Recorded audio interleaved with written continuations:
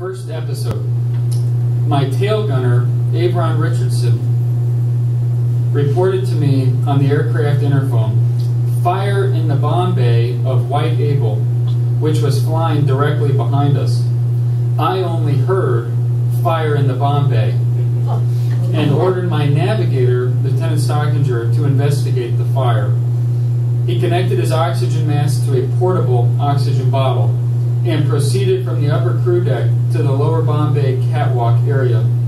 The catwalk is a narrow keel beam structure of the Liberator. It's approximately 12 inches wide. His oxygen hose became disconnected and he passes out on the catwalk. After repeated interphone calls to him, I realized he was in trouble. I ordered my flight engineer, Sergeant Heminger, to the bomb bay area to check on the navigator's problem. He put on his walk-around oxygen mask and proceeded aft. He found our navigator collapsed on the catwalk. He dragged him to the upper deck and connected a new oxygen bottle to his oxygen mask. This revived our navigator, and he regained consciousness. When he came to, he noticed that Sergeant Heminger was not at his upper turret battle station. He started berating the engineer for not being at his turret. My grandpa quickly stopped that over the interphone by commanding him to back off on his lecture. On my grandpa's crew, the navigator's additional duty was to supervise the gunners. Sometime during the bomb run, a piece of shrapnel slammed into my lower right leg, and it went completely numb. I became concerned that all was not well when I depressed the left rudder and my right knee did not move back. I called my bombardier, Ellis Lurie, from the nose position to come up to the cockpit. When he arrived, I said, "Ellis, please check my right leg." I was too afraid to look down. And I remember my grandpa, I've heard him tell me this story, and he didn't put it in here, but you were worried that his leg was gone. That he was missing his leg, or the bottom portion of his leg. Ellis bent over, looked under my seat, and noticed that my right leg was pushed back. He reached under the seat and gently pulled my leg forward and slightly out. Now he could see, and I could visualize what had happened. The shrapnel was a direct hit on my hard plastic escape kit. I always stowed the kit in the right leg pocket of my flight suit. Luckily, the shrapnel did not penetrate my leg. Ellis massaged the leg and gradually feeling returned, and I could again move it. Ellis then explains to me that he had been hit in the head and that the flak had knocked his flak helmet off of his head. He also suffered no injuries. After departing the target area, I asked our engineer to give me a report of our structural damages. After his assessment, he reported numerous flak penetrations in the aft fuselage area, which had destroyed the internal oxygen supply system. He also reported that the bomb bay area had extensive damage. Our hydraulic system, which is primarily located in that area, was severely damaged. With the loss of hydraulics, we prepared for manually cranking the trailing edge flaps down and for cranking the landing gear down. Our most critical loss was in the hydraulic brake system. All of our hydraulic oil had been lost. The engineer, as a last resort, solicited urine from the gunners and used it to replace the lost oil in the brake accumulator emergency system. Maybe it would work.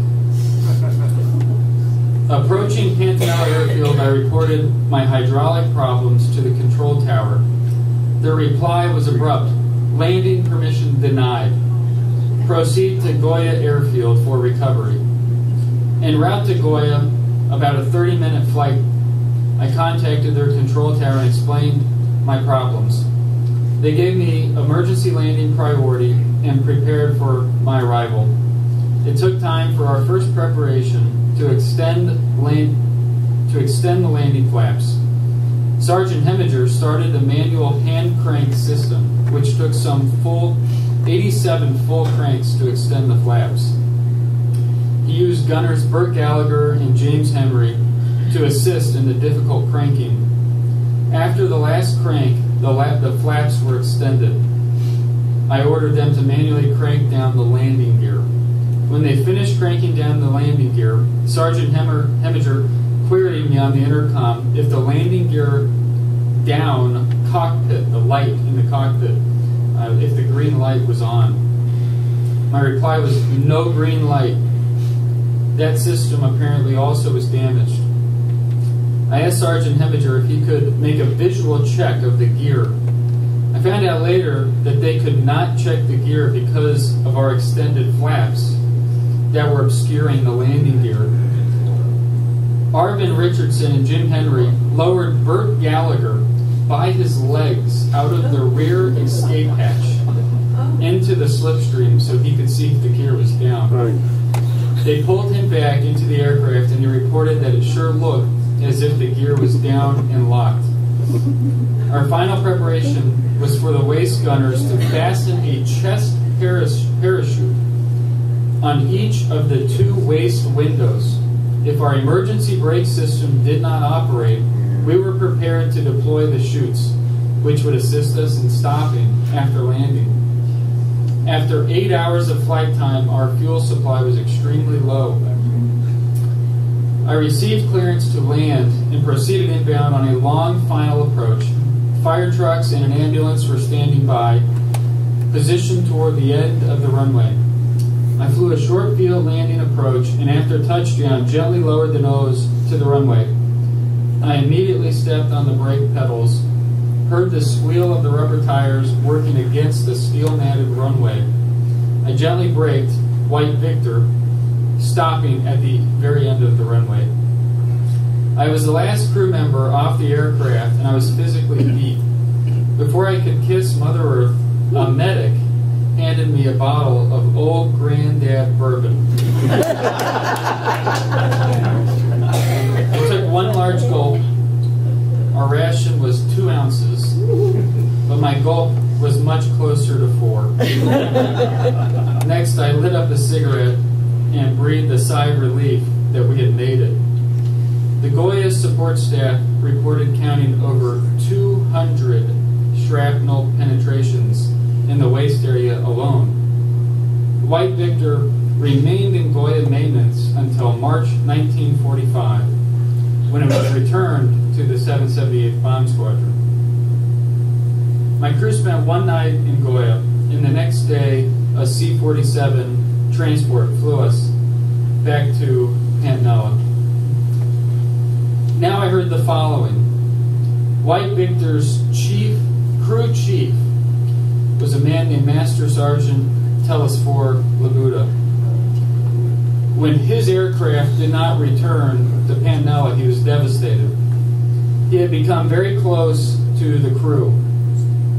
He was one happy sergeant when the word was announced that we were safe, having landed at Goya.